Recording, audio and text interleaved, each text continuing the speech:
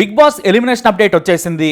మొదటి వారం బేబక్క, రెండో వారం శేఖర్ భాష, మరి మూడవ వారం మీరు ఊహించిందే అబ్బాయి. అసలు ఈ వారం జరిగిన రచ్చ అంతా ఇంత కాదు.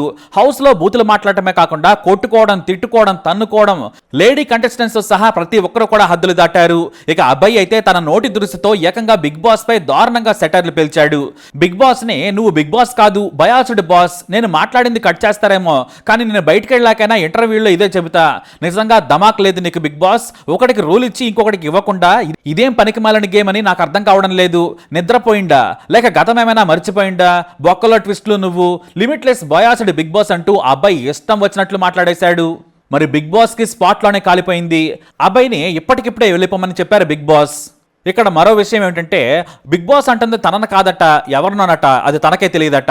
అది అబ్బాయి పరిస్థితి. సరే ఏమైనా గేమ్ ఆడా అంటే ఆడేవాళ్ళని కూడా ఆడనివ్వలేదు. వెళ్ళి సైలెంట్ గా ఓ మూల కూర్చున్నాడు. అంత చేతకానివాడు మళ్ళీ క్లాన్ చీఫ్ అట. ఇక నాగార్జున కూడా అబ్బాయికి ఇచ్చి పారేశారు.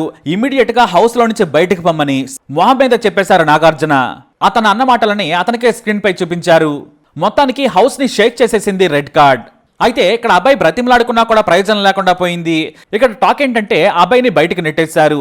ఎలిమినేషన్ కూడా ఇక్కడ జరిగింది. అయితే ఇక్కడే ఓ ట్విస్ట్ ఉంది. అదే ఇక్కడ డబుల్ ఎలిమినేషన్. అబ్బాయిని రెడ్ కార్డ్ తో బయటకు పంపించారు.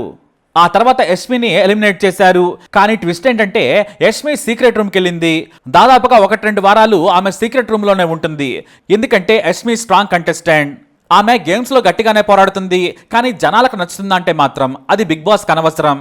గేమ్ లో యాక్టివ్ గా ఉన్నారా లేదా అన్నది ఇప్పుడు ప్రశ్న. వాస్తవానికి ఈసారి అబ్బాయి వెళ్లాల్సిన అవసరం లేదు. తన నోటి దోల వల్లే బయటకు వెళ్తున్నాడు. అబ్బాయితో సహా రేస్ లో ఉన్నది పృథ్వీ అలాగే యష్మి. పృథ్వీ బ్రెయిన్ వాడకపోయినా కూడా గేమ్లో చాలా అగ్రెసివ్ పందాలు విసిగిస్తున్నాడు. అతని గేమ్ చూసి మాత్రం అతనికి ఓట్లు వేయడం లేదు. అతని అగ్రెసివ్ ఎవరికి నచ్చడం లేదు. కానీ బిగ్ బాస్కి అలాంటి క్యారెక్టర్లే కావాలి. యష్మి కన్నింగ్నెస్ కావాల్సిందే, ఆమె అరుపులు ఉండాల్సిందే. ఆమె మాట తీరు మాత్రం జనాలకు పెద్దగా నచ్చడం లేదు. అయినా సరే బిగ్ బాస్కి అలాంటి వాళ్లే కావాలి. చేతుల తన మూతితో తానే కాల్చుకున్నాడు అబ్బాయి. అయితే ఈ వారం బిగ్ బాస్లో యష్మిని సీక్రెట్ హౌస్కి పంపి హౌస్లోకి కొత్త సెలబ్రిటీస్ ని పంపుతున్నారు. గతంలో సక్సెస్ అయిన కంటెస్టెంట్ ని వైల్డ్ కార్డ్ ద్వారా హౌస్ లోకి పంపాలని ప్రణాళికలు చేస్తున్నారట. ఇక వారెవరంటే హరితేజ అలాగే ముక్క అవినాష్. మొదటగా సీజన్ 1 ఫైనలిస్ట్ హరితేజను సంప్రదించగా ఆమె ఓకే అన్నారు. బిగ్ బాస్ 1లో హరితేజ 3వ స్థానంలో నిలిచింది. ఈమె ఫైర్ బ్రాండ్ అని చెప్పొచ్చు.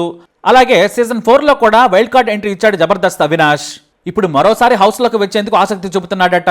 అవినాష్ మంచి ఎంటర్టైనర్. జోక్స్ తో పాటు తన బాడీ లాంగ్వేజ్ తో నాన్ స్టాప్ గా ఎంటర్టైన్ చేస్తాడు.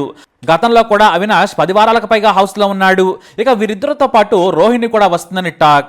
ఈమె కూడా మాజీ కంటెస్టెంట్. సీజన్ 3లో పాల్గొంది. నటిగా జబర్దస్త్ కమెడియన్ గా రోహిణి ఫుల్ బిజీ.